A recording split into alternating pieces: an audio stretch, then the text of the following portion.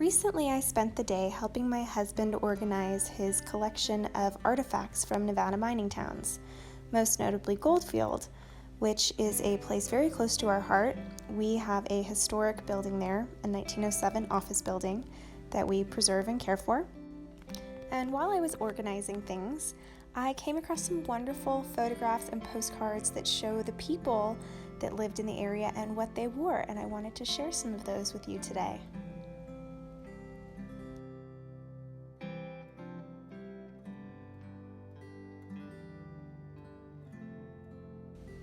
I thought I'd start by showing you a picture of our building. Here it is, just to the left of the Goldfield News sign.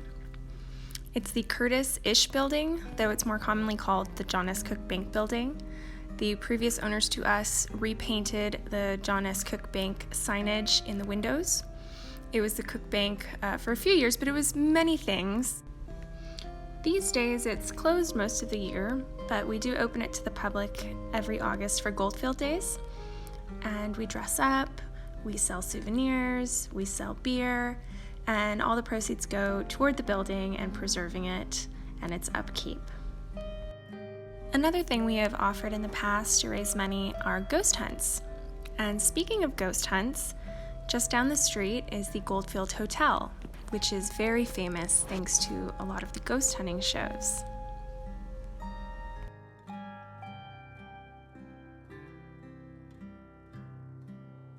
Let's start with this lovely postcard.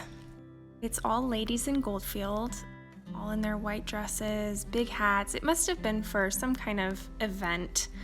Their hats are all the same.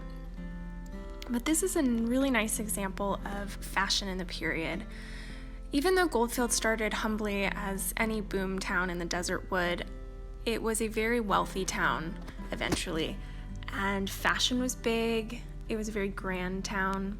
After the San Francisco earthquake in 1906, a lot of people came to Goldfield from San Francisco. So the prevailing fashions were very much observed. And these are a perfect example of dresses that are perfect for the Nevada desert weather. Goldfield is about 6,000 or 7,000 feet, so it's not quite as hot as where I live down near Las Vegas, but it is definitely desert summer weather. During Goldfield days in August, it's usually 80s, 90s. So I dress very similar to these ladies. Lots of white, long sleeves, parasols, big hats. It all keeps the sun off of you, keeps you cool. Very helpful for our weather here. This is a wonderful postcard depicting a dance hall in Goldfield during what looks like a costume party or masquerade ball. If you can see, all the people are wearing masks or some kind of costume.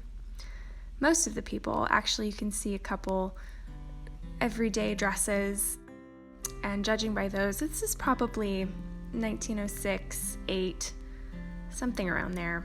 But something fun to note about these dance halls, and I've been to a similar one. This does not still stand in Goldfield, but I've been to the Birdcage Theater in Tombstone, Arizona, and it is laid out almost exactly the same. It's a long hall with a stage at one end. This stage has wonderful Art Nouveau backdrop. And up in the upper right and left corners, you can see boxes. Now, these could be theater boxes, but dance halls were also often where there were working girls. And it is said that these boxes were where they would take the gentlemen. And then downstairs, there could be dancing, gambling, any of the above. And something interesting, because the only example of a dance hall I have been in was in Tombstone, the Birdcage Theater's boxes are extremely small and narrow. They're not spacious like you would think of a opera box being.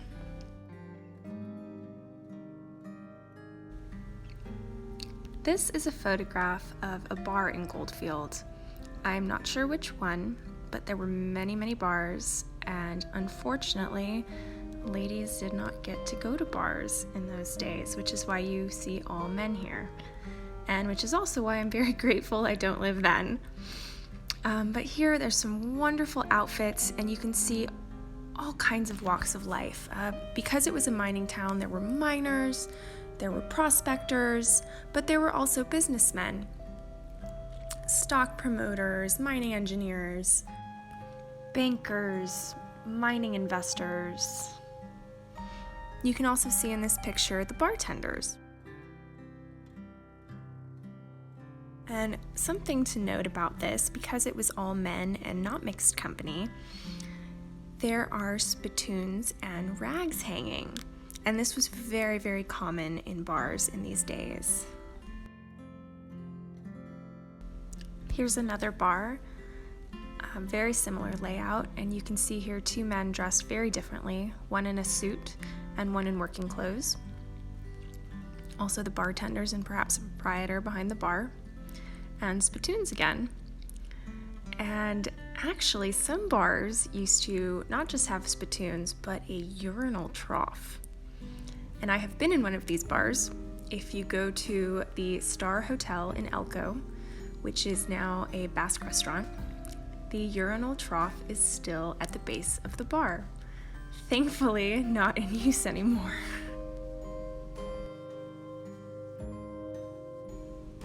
This postcard is showing a drilling contest on the 4th of July, and I've included it because it's interesting to see of all the men. Everyone's in hats, of course, but you don't often see this many people in bare shirt sleeves. 4th of July, it's very hot, middle of summer, and perhaps there were no women at this event, because it's a very odd thing in the past to see men in shirt sleeves, which were basically considered underwear up until the 20th century, when women are present. Also, I thought I'd mention what's happening here. So in the center on the stage, there is a man, and it looks like he is hammering. Now, miners used to have to drill manually before power tools. So they would take long drill bits in graduating sizes and manually pound them into rock, which would then make a space for blasting material. And this could be done by one person, where they would hold the drill in the left hand and pound with the right, rotating the drill between strikes. Or this could be done in two-man teams. It's called the single jack and double jack. And with the two-man team, one man is holding the drill, rotating between strikes, and the other man is striking. This is another postcard depicting a drilling contest, this time on Labor Day, so later in the year. And there are ladies present at this event, and you see far less shirt sleeves, though September is still quite warm.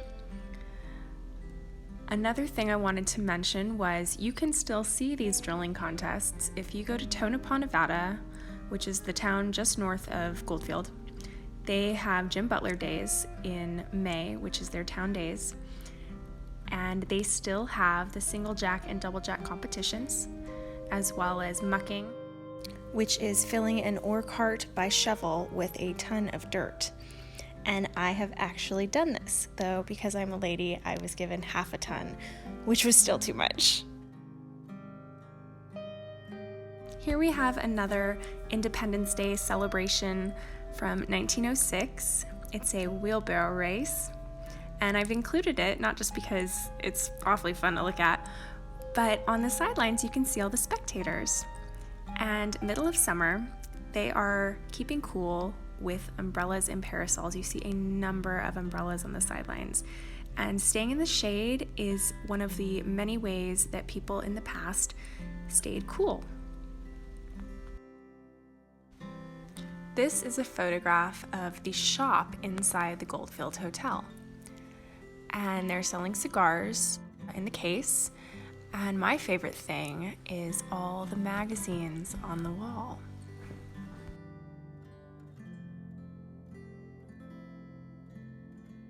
Here is a photograph of the railroad depot, and in the front you can see a woman in a long traveling coat, like a duster, and also a woman wearing what looks like a long apron.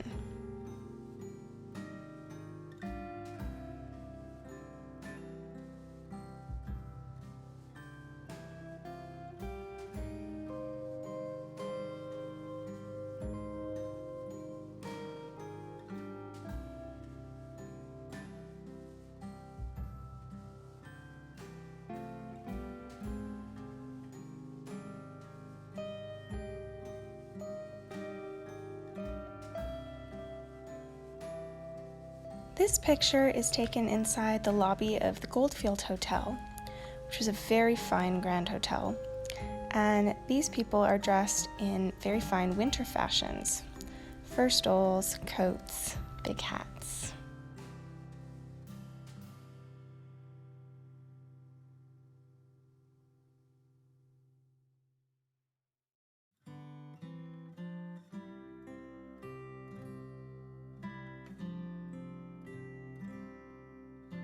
This postcard shows another parade, and you can see ladies and gentlemen on the sidelines, a lot of long skirts and white blouses. And can you also spot the elephants?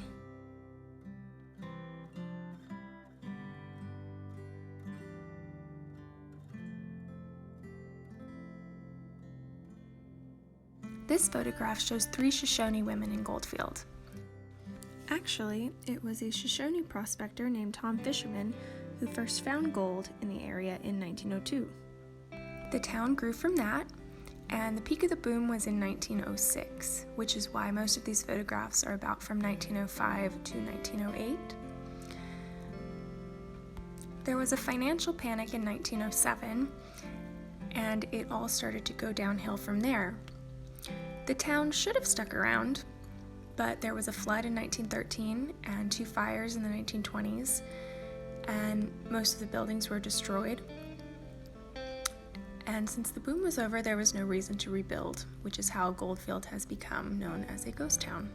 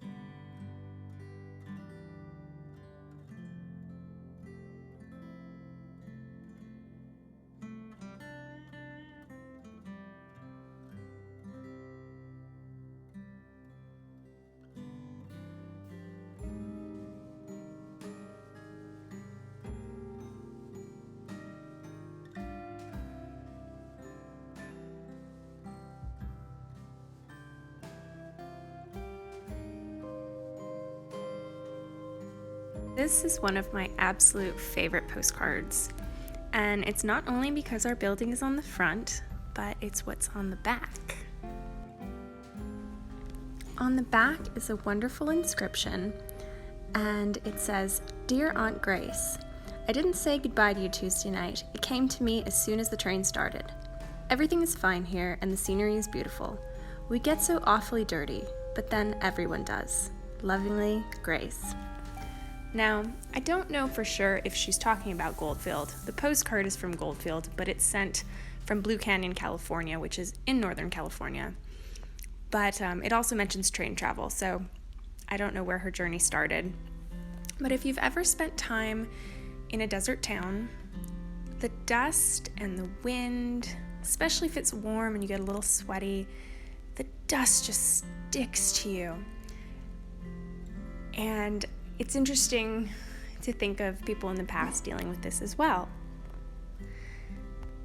So aside from the sun, that is another reason why we cover up. Long sleeves, nice lightweight fabrics. It keeps the wind off, which is very harsh sometimes, and it also keeps the dust off your skin. This is a receipt from the Goldfield French Laundry. It shows men's items on the left, ladies on the right, all the different things you could have laundered. Cuffs, dress shirts, corset covers, wrappers, drawers, union suits. It also shows house linens. And this particular receipt was from a grocer. So they've got aprons and butcher's frocks marked here. There's also things like overalls and hair cloths and sleeves, which I'm sure are oversleeves. And at the bottom it says lace, and lace curtains are our specialty, and it's all handwork.